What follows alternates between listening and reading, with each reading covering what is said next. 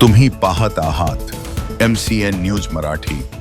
बुलढाणा जिल्ह्यातील शेतकरी, शेतमजूर आणि भूमिहीनांच्या विविध प्रश्नांसंदर्भात 12 डिसेंबर शुक्रवारी खामगाव येथील उपविभागीय अधिकारी कार्यालयावर बहुजन भूमिमुक्ती मोर्चाच्या वतीने मोर्चा काढण्यात आला। यावेळी जिल्हाभरातील शेतकरी, शेतमजूर आणि भूमिहीन शेतमजुरांची मोठ्या संख्येने उपस्थिती होती।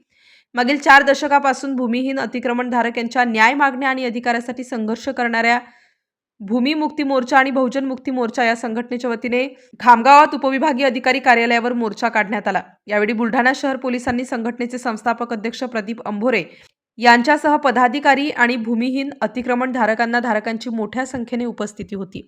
MCN न्यूज मराठीकरिता शेख अजीज मोहम्मद, खामगाव।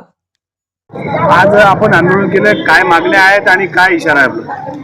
मागण्या सातत्याने गेली 40 वर्षापासून संघटनेची मागणी आहे। भूमिहीनांना 1990 पूर्वीचे जमीन पट्टे, 13 डिसेंबर 2005 पूर्वीचे वन जमिनीचे पट्टे दलित, आदिवासी, मागासवर्गीयांना द्या। त्यांच्या शेतकऱ्यांच्या सोबत शेतकरी आणि भूमिहीनांची 100% कर्जमुक्ती करा। रमाई घरकुल असेल तर त्याच्यासाठी सरकारने जो निर्णय बदलला आता सुप्रीम कोर्टाच्या निर्णयामध्ये, त्याचप्रमाणे 1990 पूर्वीच्या सरकारच्या विकासात्मक धोरणाचा जो पैलू आहे की सरकार म्हणतं की भूमिहीनांचं आर्थिक उत्थान करायचं, त्यासाठी 1990च्या निर्णयामध्ये शिथिलता आणून 2011च्या निर्णयामध्ये बदल करून 1990 पूर्वीच्या जमिनीचे पट्टे वाटप करा।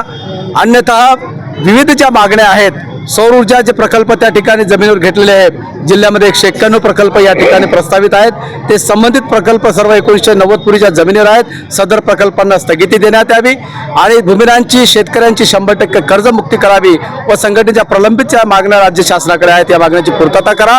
येत्या 13 डिसेंबरपर्यंत जर का राज्य सरकारनं जर मागण्याची पूर्तता केली नाही तर 14 डिसेंबरला आमच्या संघटनेच्या वतीनं आमच्या प्रमुख नेत्यांचं या ठिकाणी आत्मदान आंदोलनाचा इशारा आज आम्ही या ठिकाणी दिलेला आहे।